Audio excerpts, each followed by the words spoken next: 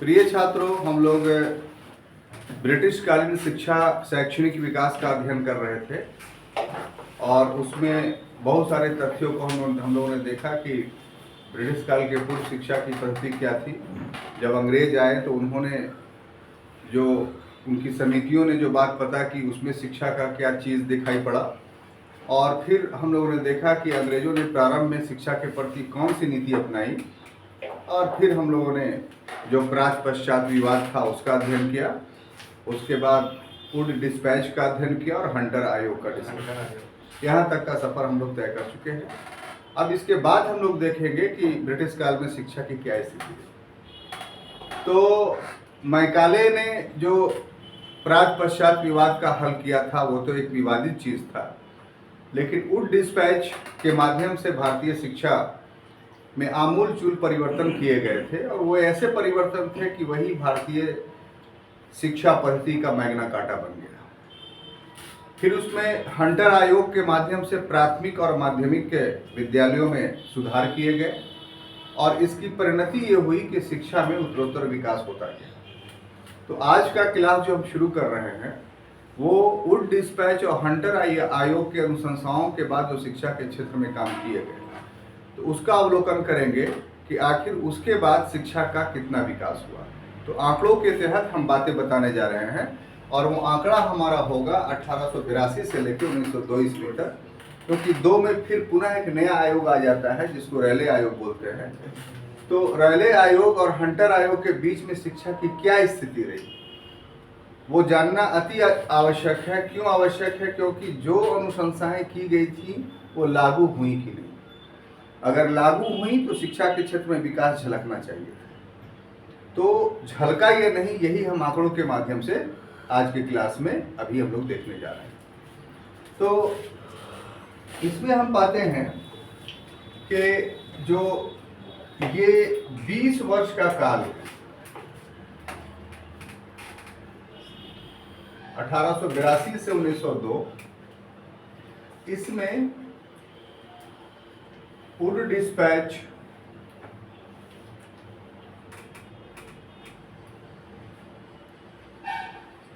और कम चल रहा है सर, नहीं खराब, वुड डिस्पैच और हंटर आयोग की जो अनुशंसा थी, इस अनुशंसा का जब क्रियान्वयन हुआ, इम्प्लीमेंटेशंस हुआ, तो इस इम्प्लीमेंटेशंस के कारण जो है वो निम्न विकास दिखाई पड़ते हैं शिक्षा के क्षेत्र में। और इसको हम लोग बिंदुवार देख लेंगे अगर, तो हम लोग को बातें समझ में भी आएगी और याद भी हो जाएगा। निम्न विकास हम लोग को दिखाई पड़ता है। उसमें पहला विकास जो हमको दिखाई पड़ता है वो ये कि माध्यमिक स्कूल की संख्या जो 1882 से पहले थी, माध्यमिक विद्यालय की संख्या जो 1882 से पहले 3916 थी, वो इस पीरियड में बढ़कर करके 5124 हो गई। इसी प्रकार से जो व्यावसायिक कॉलेज थे, क्योंकि आप जानते हैं कि वुड डिस्पैच में व्यावसायिक शिक्षा का नींव डाला गया था, तो व्यावसायिक कॉलेज की संख्या जो थी वुड डिस्पैच से लेकर के 1882 तक जो पहुंची वो 53 थी, जो इन 20 वर्षों के अंदर बढ़ करके 72 हो गई, 72 हो गया। ठीक है। इसी प्रकार से जो सरकारी खर्च था वो पहले प्रति वर्ष 1 लाख रुपया आपने पढ़ा था, के शिक्षा पर खर्च किया जाएगा वो अब 1882 के बाद प्रति वर्ष बढ़ करके 16.62 लाख हो गया, 16.62 लाख प्रति वर्ष हो गया। ठीक है, लाख प्रति वर्ष। इसके बाद जो डेटा मिलता है इन सबों के बावजूद कि 1000 जनसंख्या पर जो 1000 पॉपुलेशन था, इतना होने के बावजूद भी 98 पुरुष, 98 पुरुष और मात्र 7 महिला ही शिक्षित हो पाए, ही शिक्षित हो। तो 1882 से लेकर करके 1902 जो ये 20 वर्षों का पीरियड है, इसमें शिक्षा के क्षेत्र में जो तथ्य आपको अपने मस्तिष्क में रखना है वो क्या, वो मैं बताने जा रहा हूं। इसमें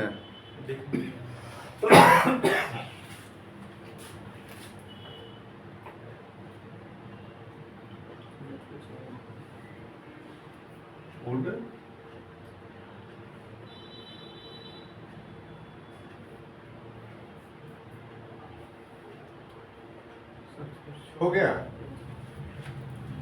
तो इसमें है कि आपको ये देखना है, ये इस क्लास में या इस शीर्षक के अधीन कि अभी तक ब्रिटिश प्रशासन के द्वारा, ब्रिटिश शासन के द्वारा भारतीय शिक्षा के परिवेश में 3 कदम उठाए गए। पहला तो एक कदम आपको याद है कि 1813 के अधिनियम में 1 लाख रुपए की व्यवस्था थी। विवाद में फंस गया वो रुपया, क्योंकि जो पैसा भेजा गया था उसमें ये नहीं कहा गया था कि शिक्षा किस भाषा, ये पैसा किस भाषा पर खर्च की जाएगी या किस पद्धति पर खर्च की जाएगी। तो भाषा और पद्धति के आधार पर विवाद पैदा हो गया कि अंग्रेजी या भारतीय भाषा, पाश्चात्य शिक्षा या आंग्ल शिक्षा। तो 13 से लेकर के 35 तक, 1813 से लेकर 1835 तक ये धनराशि इसी में उलझा रहा। अंत में मैकाले के द्वारा ये निर्णित किया गया कि ये शिक्षा पाश्चात्य शिक्षा पर, ये पैसा पाश्चात्य शिक्षा पे खर्च होगा और अंग्रेजी भाषा के लिए खर्च होगा। ये पढ़ चुके थे। अब इससे तीव्र विरोध हुआ, ये व्यवहारिक भारत के लिए नहीं था। तो जो प्रधान थे नियंत्रण मंडल के, बोर्ड ऑफ कंट्रोल के, चार्ल्स वुड, उन्होंने खुद एक प्रपोजल दिया जो 100 अनुच्छेदों का था और उसमें ये बात कही कि शिक्षा के क्षेत्र में आमूलचूल परिवर्तन कर दिया उन्होंने और उसके बाद भारतीय शिक्षा उत्तरोत्तर वृद्धि करती गई। फिर हंटर आयोग ने जो है वो कुछ अनुशंसाएं की। उनकी अनुशंसाएं मुख्य रूप से जो है प्राथमिक विद्यालय और माध्यमिक विद्यालय तक सीमित था। तो ये सारे तीनों काम होने के बाद अब ये बात हम लोग के लिए अनिवार्य हो गई थी कि क्या वास्तव में दिल से ये काम किया गया। अगर दिल से काम किया गया तो इसका विकास झलकना चाहिए था। तो वही 20 वर्षों के अंदर का हम लोग शैक्षणिक विकास देख रहे हैं आज की क्लास में। 20 वर्ष इसलिए कि 1882 के बाद पुनः शिक्षा के क्षेत्र में एक दूसरा प्रयास किया गया 1902 में। तो ये 20 वर्ष में क्या प्रगति हुई, तो डेटा के माध्यम से हम लोग को पता चलता है कि माध्यमिक विद्यालय जो 1882 से पहले 3916 थी। ये क्या जो भी डेटा है ये 1882 से पहले की, 82 से पूर्व का, ठीक है। और ये वाला जो डेटा है 1882 के बाद का है। इस डेटा के बारे में हम बोल रहे हैं। तो 1882 से पूर्व 3916 ही माध्यमिक विद्यालय थे। जो 1882 से लेकर 1902 तक, ये 1902 तक मानिए ये डेटा, तो 1902 में पहुंच करके कितना हो गए 5124। अब चूंकि वुड डिस्पैच नहीं कहा था कि जो हाई स्कूल की पढ़ाई है उसको 2 भागों में बांट दिया था, एक भाषागत अध्ययन और एक व्यवसायिक अध्ययन। भाषागत अध्ययन किस लिए था कि अगले क्लास में प्रवेश के लिए, नहीं IA BA MA ये सब में जाने के लिए, और व्यवसायिक मित्रता का कोई भी एक व्यवसाय में शिक्षित हो जाने के बाद वो व्यक्ति उस व्यवसाय में लग जाएगा। यानी एक प्रकार से वुड डिस्पैच ने रोजगारोन्मुख शिक्षा की नींव डाली थी। तो उसके तहत हम लोग पाते हैं कि जो 1882 से पहले 53 व्यवसायिक कॉलेज थे, ट्रेनिंग कॉलेजेस थी, उसकी संख्या बढ़कर के 72 हो गई। और सबसे महत्वपूर्ण बात था कि सरकार ने भी धन खर्च किया और वो 1 लाख प्रति वर्ष की जगह पर 16.62 लाख रुपया प्रति वर्ष हो गया। अब आंकड़ों में तो दिखाई पड़ रहा है कि ये साहब वृद्धि हुई, लेकिन प्रतिफल रिजल्ट क्या निकला? तो रिजल्ट की शिक्षा जो दिया जा रहा है, शिक्षा के लिए जो व्यवस्था की जा रही है, उससे कितने लोग शिक्षित हुए? तो उसको अगर देखेंगे तब हमको समझ में आ जाएगा कि आखिर प्रभाव के दृष्टिकोण से ये सुधार कितना प्रभावशाली थे। तो उससे पता ही चलता है कि जो 1000 की जनसंख्या थी, उस जनसंख्या में से मात्र 58 पुरुष ही शिक्षित हुए और महिलाओं में 7 महिलाएं शिक्षित हुई। तो प्रतिफल आंकड़ों में तो बहुत बुरा आता है। तो अब देखिए, यहीं पर से क्वेश्चन से राइज होता है, जो आपको एक पढ़ने का तरीका ये हुआ कि हम सीधा बोल दें कि अंग्रेजों ने जो शिक्षा के क्षेत्र में सुधार किया वो पूरा का पूरा गलत है, कोई प्रभाव नहीं पड़ा। और दूसरा ये कि नहीं, उसका अनुसंधानात्मक अध्ययन करने के पश्चात कोई निष्कर्ष निकाले। तो ये दूसरे पक्ष की तरफ जब हम दृष्टि डालते हैं तो पाते हैं कि भारत में जो अंग्रेजों ने शिक्षा देने की परिपाटी शुरू की वो आधुनिक थी। इसका मतलब ये नहीं हुआ कि जो पारंपरिक शिक्षा की पद्धति थी भारत में वो समाप्त हो गई। हम जो ये डेटा ले रहे हैं कि इतने लोग शिक्षित हुए 1000 में, ये आधुनिक शिक्षा के परिवेश में वृद्धि है। जो मदरसों में, मकतबों में, मंदिरों में, मठों में जो शिक्षा दी जा रही थी वो अभी भी दी जा रही थी। तो उनमें जो लोग शिक्षित हो रहे हैं उनका डेटा ये नहीं है, ये सिर्फ उनका डेटा है जो सरकार के मान्यता प्राप्त विद्यालय या कॉलेज बने और उनके करिकुलम के मुताबिक जिन लोगों ने शिक्षा ग्रहण की उसके आधार पर 1000 में 78 पुरुष शिक्षित हुए और 7 महिलाएं शिक्षित हुई। पहली बात। दूसरी बात, इसमें ये आप अनुसंधान कर सकते हैं कि महिलाओं की संख्या कम क्यों? तो जो सामाजिक संरचना हमारे यहाँ था उस संरचना में महिलाओं को शिक्षित करने की परिपाटी ही नहीं थी, और जो थोड़ी बहुत परिपाटी थी वो उच्च वर्णों में थी। बाकी निम्न वर्ण का या मध्यम वर्ण की जो महिलाएं थी वो सोच भी नहीं सकती थी कि हम शिक्षा ग्रहण करेंगे, क्योंकि घोर पाप समाज में समझा जाता था। क्योंकि लड़की अगर शिक्षित होने के लिए स्कूल या कॉलेज जाए या मंदिर या मठ में जाए, प्रोत्साहन ही नहीं था। जो राजे महाराजाओं की बेटियां होती थी वो पढ़ती थी, तो उस हिसाब से जो है उस कारण से महिलाओं का संख्या जो है वो काफी कम आपको दिखाई पड़ता है। तो इन होल सम्मिलित रूप से हम ये कह सकते हैं कि ब्रिटिशों ने जो आरंभिक प्रयास किए, उस प्रयास में जो डेटा उपलब्ध होता है उससे ये पता चलता है कि तत्कालीन परिस्थिति, जकड़ी हुई परिस्थिति के होते हुए भी हम ये कह सकते हैं कि ब्रिटिश प्रयास के कारण शिक्षा में थोड़ी गति आ गई। ये ऐसा नहीं था कि बहुत क्रांतिकारी परिवर्तन हो गया, लेकिन ये भी नहीं था कि कुछ नहीं हुआ। तो आप संतुलित शब्द क्या लिखेंगे कि वुड डिस्पैच और हंटर आयोग के अनुशंसाओं के कारण शिक्षा में थोड़ी गति आ गई। क्लियर? तो यहां तक का ये तो डेटा है, डेटा आप करें, अपना मत कब दीजिएगा। सर महिला के लिए तो बहुत ही है, लेकिन पुरुष के लिए सामाजिक स्थिति क्या था?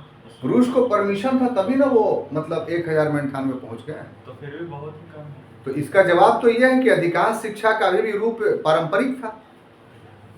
मदरसा क्या बंद हो गया था? या आज भी आप देख लीजिए, आज भी मुस्लिमों के यहाँ जो अधिकांश शिक्षा लोग ग्रहण करते हैं वो मदरसों में ग्रहण करते हैं। तो आज भी आप डेटा कलेक्ट करते हैं तो किसका करते हैं? कि जो सरकारी स्कूल के माध्यम से पढ़ा है या जिसको 7th क्लास तक का डिग्री मिल गया है। तो मदरसा में जो व्यक्ति पढ़ता, तो मदरसा बोर्ड भी है सरकार की तरफ से, ऐसी बात नहीं, वो भी डिग्रियां देती हैं। लेकिन अधिकांश मदरसा का उद्देश्य डिग्रियां धारण करना आज धीरे धीरे हो रहा है, वो अलग बात है। लेकिन अधिकांश मदरसा जो हैं वो धार्मिक शिक्षा तक मानी वो पढ़ा दिए, वही पगड़ी बांध दिए तो आपकी वही डिग्री हो गई। तो ऐसे लोग जो शिक्षित हो रहे हैं वो तो शिक्षित तो हो रहे हैं, लेकिन सरकारी आंकड़ों के मुताबिक शिक्षित हो रहे हैं? नहीं हो रहे हैं। तो नतीजा क्या हुआ कि मुसलमानों में शिक्षा का स्तर बहुत गिरता हुआ दिखाई पड़ रहा है, क्योंकि उस शिक्षित वर्ग को इस आंकड़े में शामिल नहीं किया जा रहा है। गांव में, देहातों में, कस्बों में बहुत सारी जगहों पर जो मदरसे खुले हुए हैं वो मदरसा बोर्ड से एफिलिएटेड नहीं है। लगभग बिहार में अगर मान लीजिए 1 लाख मदरसा है तो 1 लाख मदरसे में 3,000 मदरसा बोर्ड से एफिलिएटेड है। तो उसके जो बच्चे हैं उन्हीं को सर्टिफिकेट मिलेगा। बाकी जो मदरसा है जो निजी प्रयास से चल रहा है उसके द्वारा तो सर्टिफिकेट मिलेगा नहीं। तो उसके बच्चे से अगर जनगणक अगर पूछेगा, जो सेंसस करने वाला आदमी पूछेगा कि आप कितना पास हैं, तो वो कुछ बोल पाएगा? वो बोलेगा हम सैयकुल ख़त्म कर लिए हैं, अलिफ लाम मीम ख़त्म कर लिए हैं। तो बोलेगा ये सब हम नहीं जानते हैं कि क्या होता है, पहला, दूसरा, तीसरा, चौथा क्लास क्या पास, तो ना ये सब हम नहीं जानते हैं। तो क्या लिख देगा कि अशिक्षित है। हालांकि अपने धर्म के मुताबिक जो है वो जितनी जानकारी चाहिए लिखने पढ़ने की उसके पास है, लेकिन इस तरीके के सवाल का जवाब वो नहीं देता है तो वह शिक्षित वर्ग में शामिल हो जाता है। सिर्फ एक कि कितने क्लास तक पढ़े हो, तो क्लास की डिग्री उसके पास नहीं। तो वो चीज़ यहाँ पर भी लागू होती है, ये कहना चाहते हैं आपको। बहुत सारे मठ भी ऐसे हैं, जैसे संस्कृत कॉलेज है, संस्कृत बोर्ड से एफिलिएटेड है वो, तो जो वहाँ पढ़ेगा वही ना बोलेगा हम शिक्षित हैं।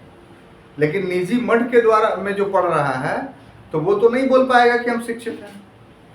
तो जो इस तरह का द्वंद्वात्मक स्थिति थी वो कमोबेश आज भी थोड़ी बहुत बनी हुई है, ऐसा बात नहीं कि नहीं बनी हुई। ठीक है, तो ये तीसरा पॉइंट हुआ। चौथा में हम लोग देखते हैं रैले आयोग।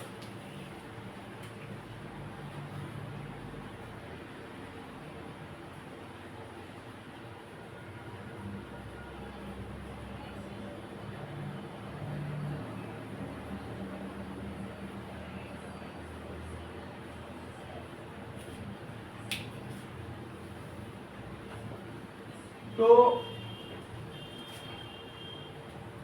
जब लॉर्ड कर्जन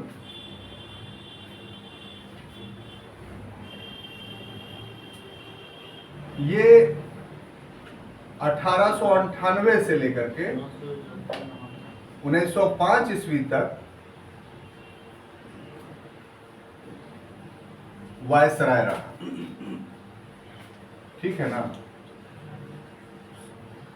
और ये जब वायसराय रहा, इसने रैले की अध्यक्षता में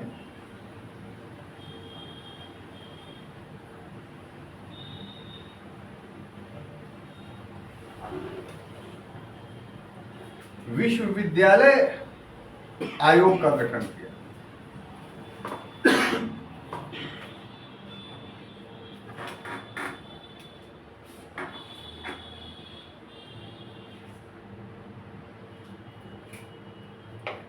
और इसने 1905 ईस्वी में ये रैले आयोग जो गठित हुआ ये 1902 में, ठीक है।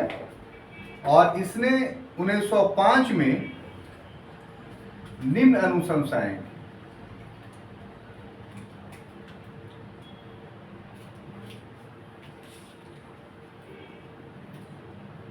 इसकी जो अनुशंसा थी वो काफी महत्वपूर्ण थी। उसमें जो था कि कलकत्ता,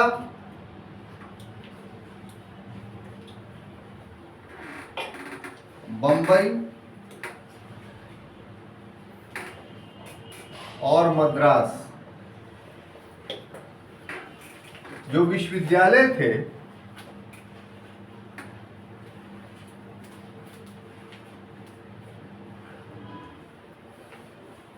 इनमें सीनेट सदस्यों की संख्या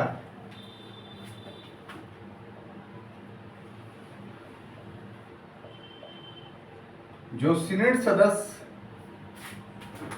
की जो संख्या थी वो 50 से 100 के बीच निर्धारित कर दी गई कि 50 से कम नहीं होगा और 100 से अधिक नहीं होगा। और जो इन 3 विश्वविद्यालय के अतिरिक्त जो अन्य विश्वविद्यालय थे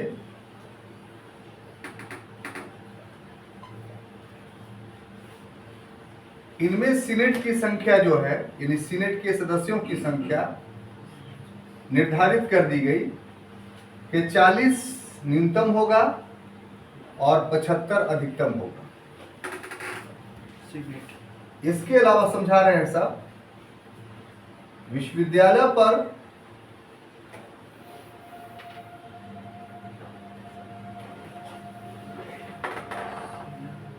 नियंत्रण कड़ा कर दिया गया।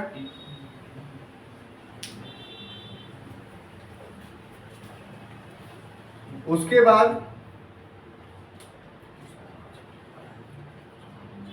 कॉलेजों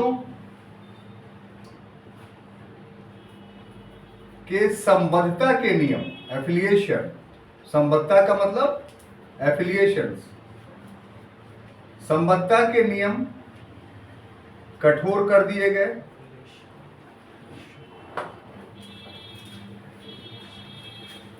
उसके बाद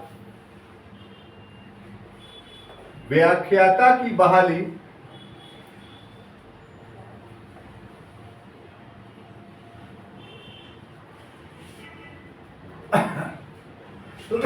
सीनेट की अनुशंसा पर किए जाने का प्रावधान किया गया।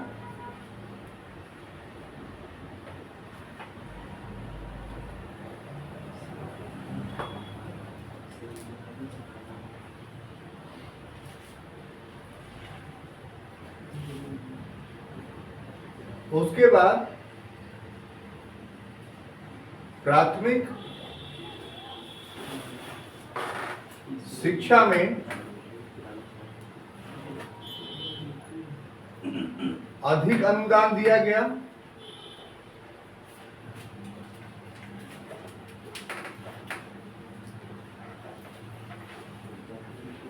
इसके बाद कला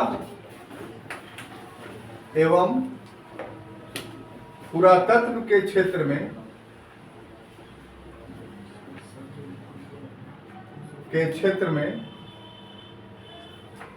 धनराशि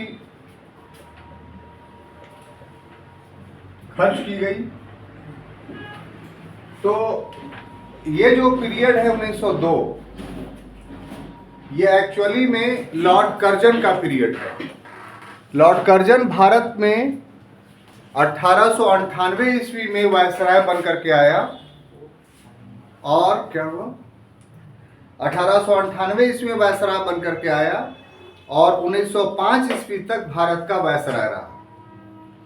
लॉर्ड कर्जन एक घोर साम्राज्यवादी वायसराय माना जाता है और घोर साम्राज्यवादी वायसराय इस कंटेक्स्ट में माना जाता है कि अब तो ब्रिटेन ने जितना अपने साम्राज्य का विस्तार करना था वो कर लिया। ये घोर साम्राज्यवादी इस रूप में कि जो साम्राज्य स्थापित हो गया है वो अब अस्थायी हो जाए, काफी मजबूत हो जाए और उसके खिलाफ कोई भी व्यक्ति काम नहीं कर पाए। कर्जन जब भारत का वायसराय बन के आया तो उस समय भारत की परिस्थितियां काफी बदली हुई थी। उस समय ब्रिटिश शासन को सबसे बड़ा खतरा जो था वो उभर रहे राष्ट्रवाद से था। राष्ट्रवाद का उदय आप मान के चलिए 1885 या 1857 में होना शुरू हो गया था, लेकिन उस समय राष्ट्रवाद हमारा शैशव अवस्था में था, बच्चा था, मैच्योरिटी नहीं प्राप्त की थी। इस समय तक आते आते यानी 20वीं शताब्दी का जो प्रथम दशक शुरू हुआ तो उसमें राष्ट्रवाद ने एक नई अंगड़ाई ली थी। अब अंगड़ाई क्या थी? बाल, पाल और लाल के रूप। बाल, पाल और लाल यानी बाल गंगाधर तिलक, विपिन चंद्र पाल और लाला लाजपत राय और एक और नाम जोड़ लीजिए, अरविंद घोष। ये 4 व्यक्ति ऐसे थे जो कांग्रेस के अंदर पूर्व राष्ट्रवादी विचारधारा थी उसके विपरीत विचार रखते थे। और विपरीत विचार क्या कि इनका मानना हो गया था कि ब्रिटिश शासन भारत के हित में नहीं है और ब्रिटिश शासन को भारत से चले जाना चाहिए, यानी ब्रिटिश शासन के विरोध की नीति अपनाई। तो 20वीं शताब्दी के प्रथम दशक में भारतीय राजनीति में एक नया परिवर्तन आ रहा है और इस विचारधारा का गढ़ जो था वो बंगाल था। इसीलिए कर्जन जब यहाँ आया तो उसने कहा कि हम ब्रिटिश साम्राज्य को समाप्त करने के लिए यहाँ नहीं आए, बल्कि कांग्रेस को जड़मूल से समाप्त करने के लिए आए। इसका घोषित लक्ष्य था और इसके लिए उसका सबसे दुर्दांत जो काम था वो बंगाल विभाजन था, जो 1905 ईस्वी में उसने किया। 1903 से उससे प्रक्रिया शुरू कर दी थी और 16 अगस्त को घोषणा कर दिया और उसके बाद साहब सितंबर महीने में बंगाल को विभाजित करने की घोषणा कर दी कि बंगाल पूर्वी बंगाल और पश्चिमी बंगाल में विभाजित हो जाएगा। तो हालांकि यह विभाजन अव्यवहारिक था, इसीलिए फिर ब्रिटिश सरकार ने 1911 में इस बंगाल विभाजन को रद्द कर दिया। तो ये एग्जाम्पल सिर्फ इसलिए देना चाहते हैं कि काफी कठोर प्रशासक था कर्जन, तो शिक्षा के क्षेत्र में भी उसने सुधार किया। अब शिक्षा के क्षेत्र में जो वो सुधार करता है वो भी राष्ट्रवाद से ही प्रभावित था। उसका ये मानना था कि भारत में जो उभर रहे राष्ट्रवाद है उसका केंद्र भारतीय विश्वविद्यालय है। भारतीय विश्वविद्यालय में जो शिक्षक पढ़ाते हैं वो ब्रिटिश शासन के खिलाफ पढ़ाते हैं, राष्ट्रवादी व्याख्यान करते हैं। नतीजा के तौर पर शिक्षक और छात्रों के बीच एक ऐसा इंटेलेक्चुअल गठजोड़ हो गया है कि वही गठजोड़ जो है वो जन सामान्य में राष्ट्रवाद की भावना को फैला रहा है। इसलिए अब विश्वविद्यालय पर नियंत्रण करना काफी जरूरी है। तो कर्जन ने विश्वविद्यालय में उभर रहे राष्ट्रवादी भावना को नियंत्रित करने के लिए 1902 ईस्वी में रैले को ये उत्तरदायित्व सौंपा कि आप ऐसा अनुशंसा कीजिए जिस अनुशंसा के आधार पर सरकार का नियंत्रण विश्वविद्यालयों पर बढ़ जाए। जो वुड डिस्पैच के द्वारा विश्वविद्यालय जिस ढंग से बना था वो स्वायत्त उसकी स्थिति थी, ऑटोनोमस थी। उसमें सरकार का कोई दखल ज्यादा नहीं होता था। सरकार का दखल सिर्फ यही था कि जो पैसा दे रही है वो पैसा सही रूप में खर्च हो रहा है कि नहीं ये देखना। बाकी टीचर कैसे बहाल होगा, करिकुलम क्या होगा, पढ़ाई कैसे होगी, रिजल्ट कैसे होगा, अनुसंधान कैसे होगा, इस पे सरकार का कोई दखल नहीं था। इस वजह से जो भारतीय विश्वविद्यालय थे वो राष्ट्रवाद या ब्रिटिश विरोध के अड्डा बन गए थे। और इसको समाप्त करने के लिए लॉर्ड कर्जन ने रैले की अध्यक्षता में एक विश्वविद्यालय आयोग बनाया 1902 ईस्वी में। कितने में? 1902 ईस्वी। किधर से? 1902 ईस्वी, ठीक है। और उसके बाद जो है इसने गहन अनुसंधान किया कि कैसे इसको नियंत्रित किया जाए। तो 1905 में जो उसने अनुशंसा की, ये डेट हमेशा याद रखिएगा, 2 में गठित हुआ, चूंकि सवाल आता है। और अनुशंसा उसने कब किया?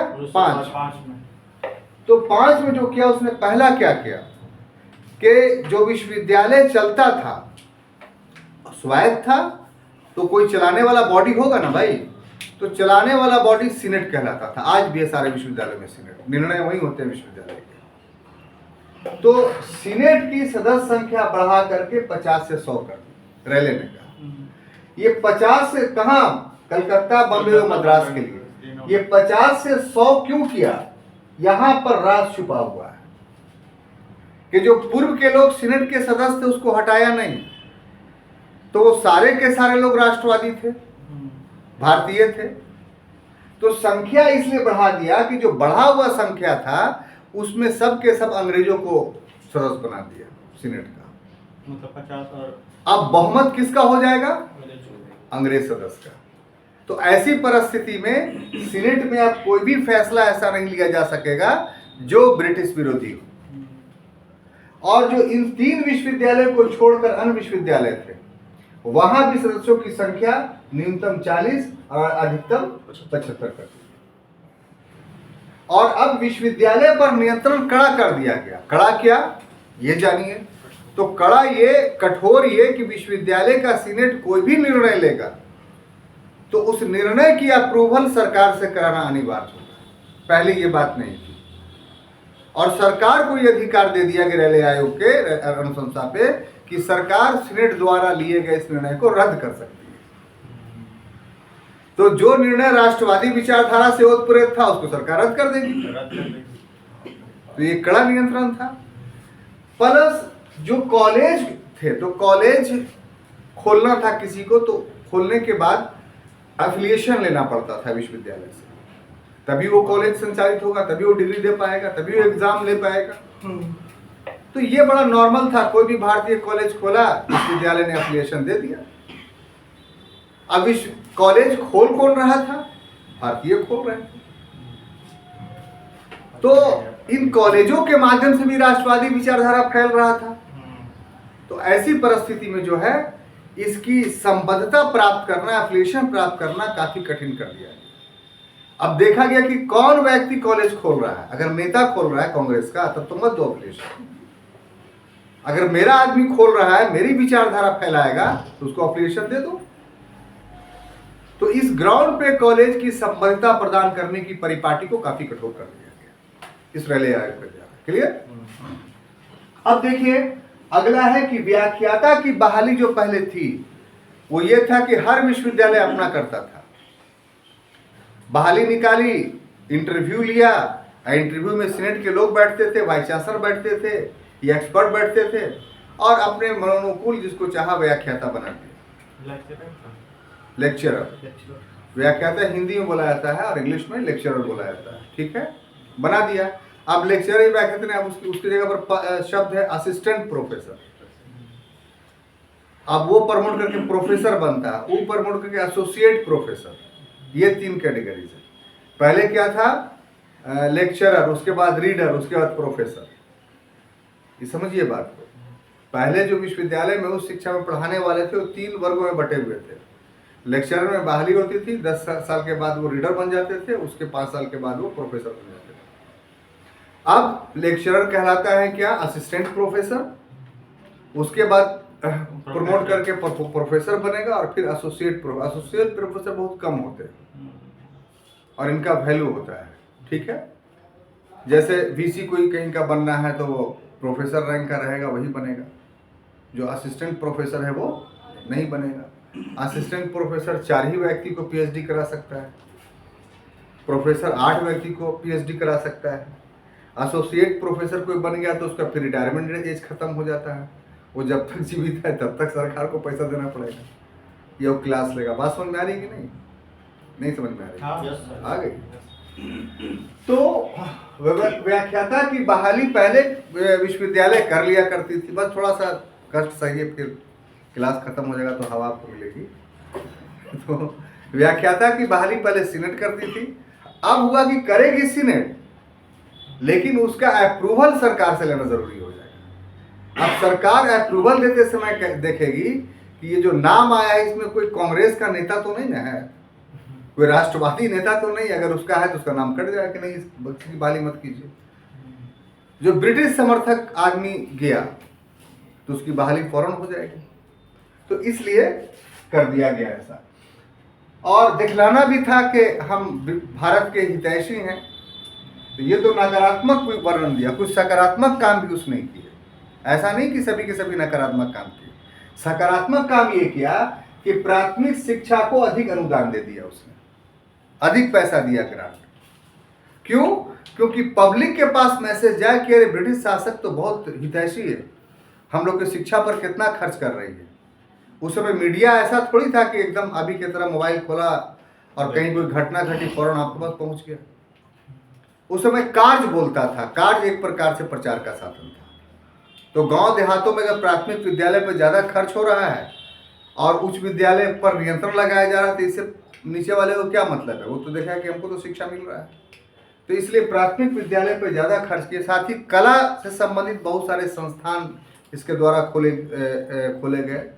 इसके अलावा पुरातत्व के क्षेत्र में इसने पुरातत्व विभाग की स्थापना की और बाज़ाब्ते तौर पे उसके लिए बहुत सारे कानून बनाए। उसी समय का बना हुआ 1905 का पुरातत्व संरक्षण अधिनियम है, जिसके वजह से जो है बहुत सारे मोनूमेंट्स जो है प्रोटेक्ट होते हैं जहाँ बोर्ड लगा हुआ है।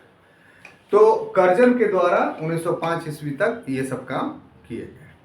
अब रैले आयोग के बाद जो अगला आयोग बनता है वो है सैंडलर आयोग। क्या? सैंडलर आयोग। सैंडलर आयोग। सैंडलर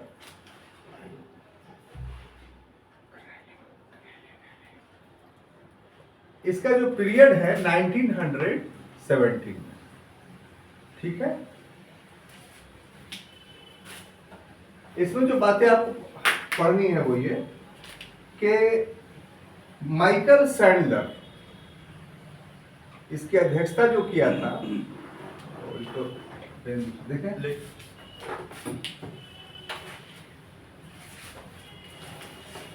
इसकी अध्यक्षता जो की थी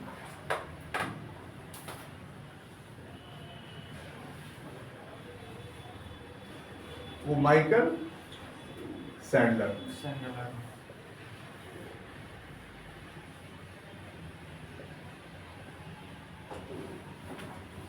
और इसकी विशेषता ये थी इस सैंडलर आयोग की कि सिर्फ कलकत्ता विश्वविद्यालय से संबंधित था। प्रश्न दिया था, एकमात्र ऐसा आयोग था जो कलकत्ता विश्वविद्यालय से संबंधित था।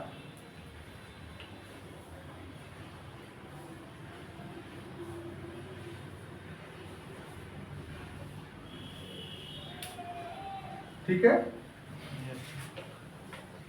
और इसकी सबसे बड़ी जो विशेषता थी कि इसमें 2 भारतीय थे सदस्य के रूप में।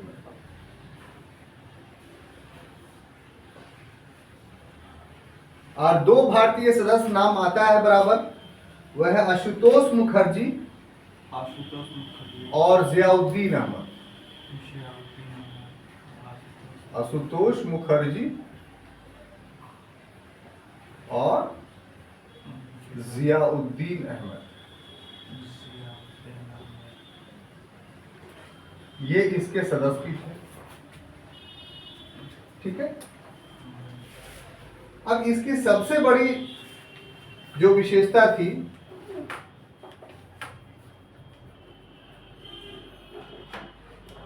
कि इसकी जो अनुशंसा थी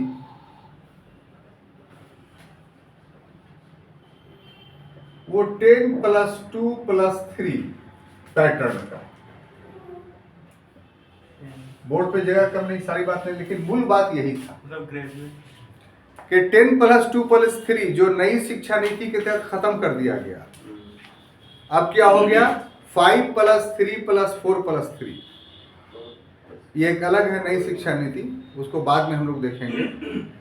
तो जो 1986 में नई शिक्षा नीति जो लागू की गई थी वो 10+2+3 पे, या उसके पहले से भी चला रहा था, उसको रिन्यूअल किया गया।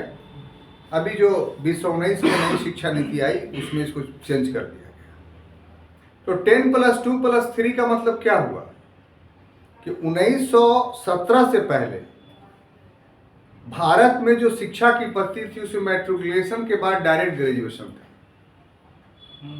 इसने अनुशंसा किया कि नहीं, बीच में इंटर होना चाहिए 2 वर्ष का। तो जैसे ही बीच में इंटर का प्रावधान किया गया तो अब शिक्षा पद्धति परिवर्तित हुई। क्या हो गई? 10 वर्षों का स्कूली शिक्षा, 2 वर्षों का मध्यवर्ती शिक्षा और फिर 3 वर्षों का जो है वो स्नातक शिक्षा। स्नातक शिक्षा को भी 2 वर्गों में बांट दिया, एक 2 वर्षीय सामान्य स्नातक और उसके बाद 1 वर्ष का प्रतिष्ठान यानी ऑनर्स। अभी तो आप क्या करते हैं, अभी दोनों साथ साथ करते हैं, यानी पास कोर्स और ऑनर्स। उस समय 10+2 में 3 में जो था, तो 3 में 2 साल का जो है पास कोर्स था और 1 साल का ऑनर्स था। आप चाहिए तो पास कोर्स खाली कीजिए तो भी आप ग्रेजुएट हो गए, और ऑनर्स कर लिए तो ग्रेजुएट हुए विथ ऑनर्स, तो उसका अलग वैल्यू था। तो बहुत सारे लोग सिर्फ पास कोर्स ही करते थे, लेकिन अब जितने लोग करते हैं वो सभी के सभी विद ऑनर्स के साथ करते हैं। तो सैडलर आयोग का मुख्य चीज था कि इसने 10+2+3 का पैटर्न लागू किया। ठीक है, अब देखिए उसके बाद जो है अगला जो टॉपिक है कि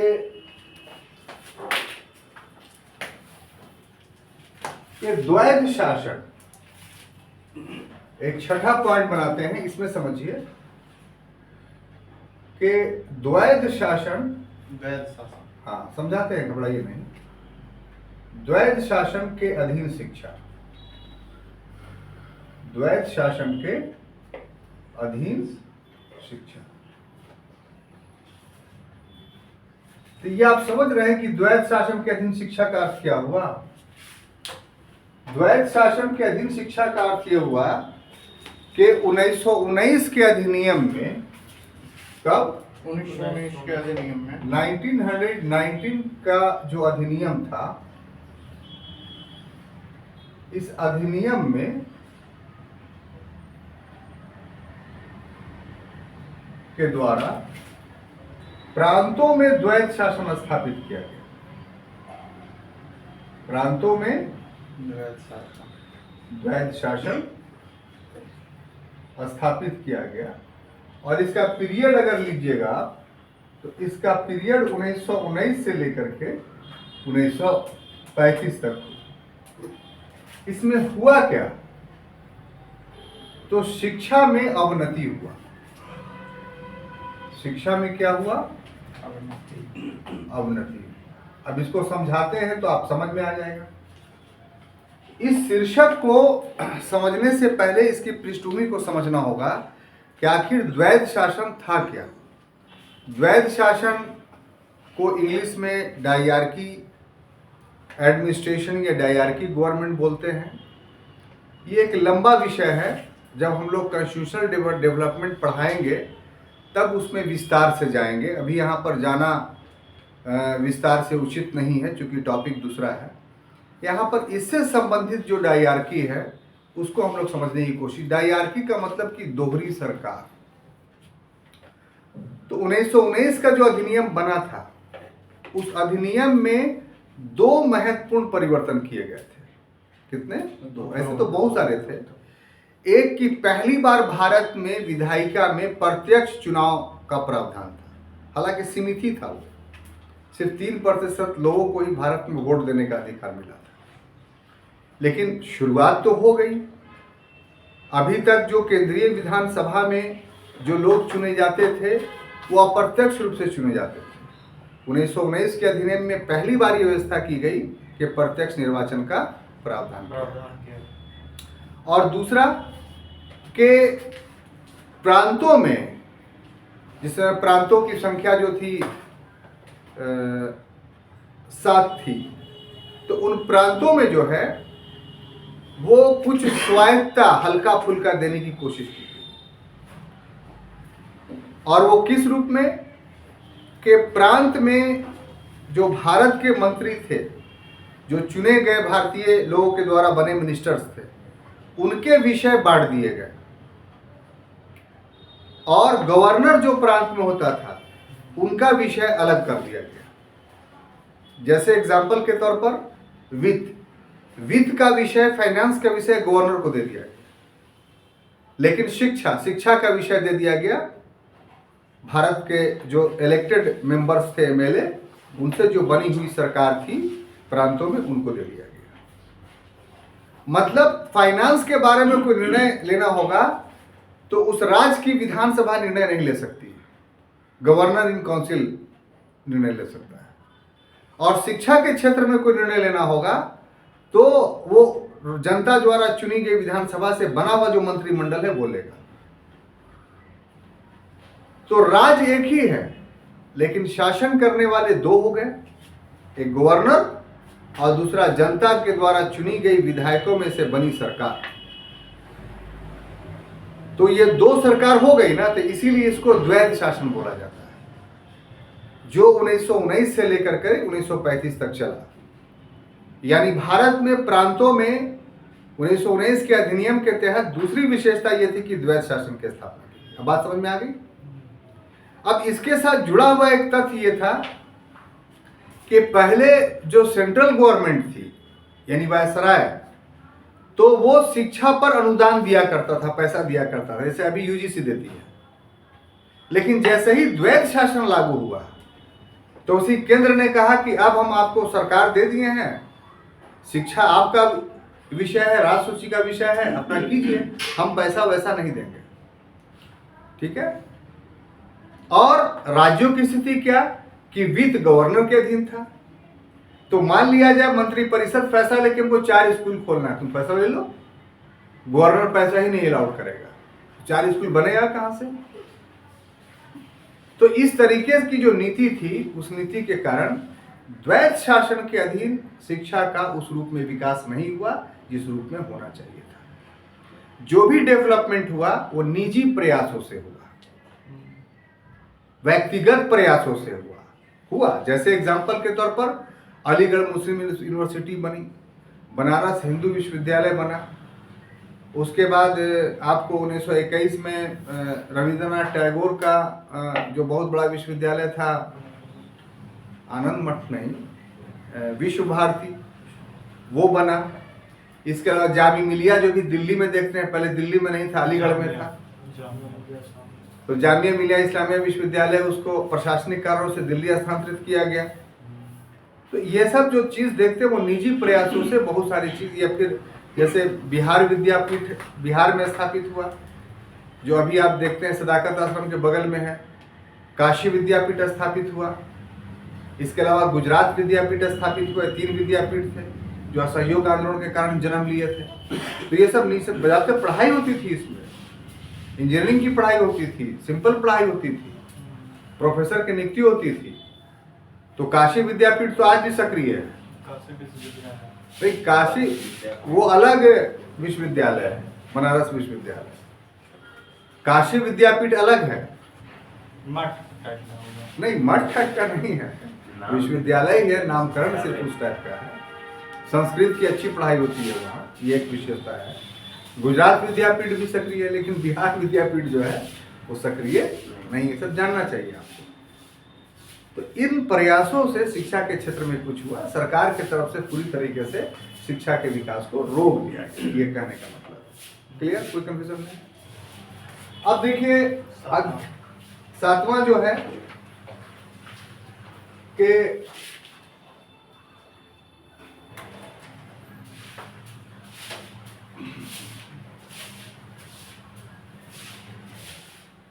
सार्जेंट आयोग, ये अंतिम है। ठीक है। 1944 ईस्वी में 1944 में इसका गठन हुआ था और इसकी अध्यक्षता जो की थी, जिसके नेतृत्व में गठित हुआ था, उसका नाम था सर जॉन सार्जेंट।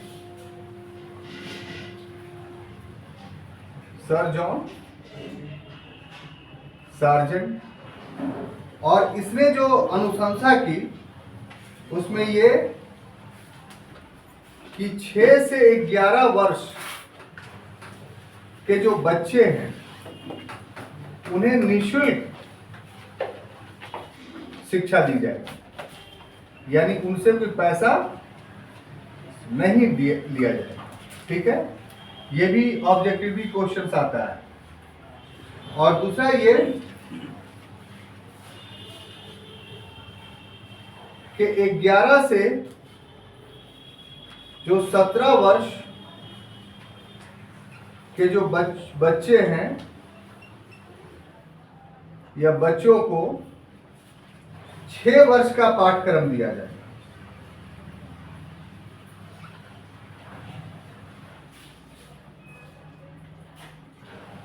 और ये 6 वर्ष का जो पाठ्यक्रम है वो 2 खंडों में बटा होगा। एक विद्या विषयक और दूसरा तकनीकी, या कह लीजिए व्यवसायिक, टेक्निकल शिक्षा दी जाएगी। तो आज़ादी से पहले जो है वो सार्जेंट आयोग के तहत 2 अनुशंसाएं की गई थी।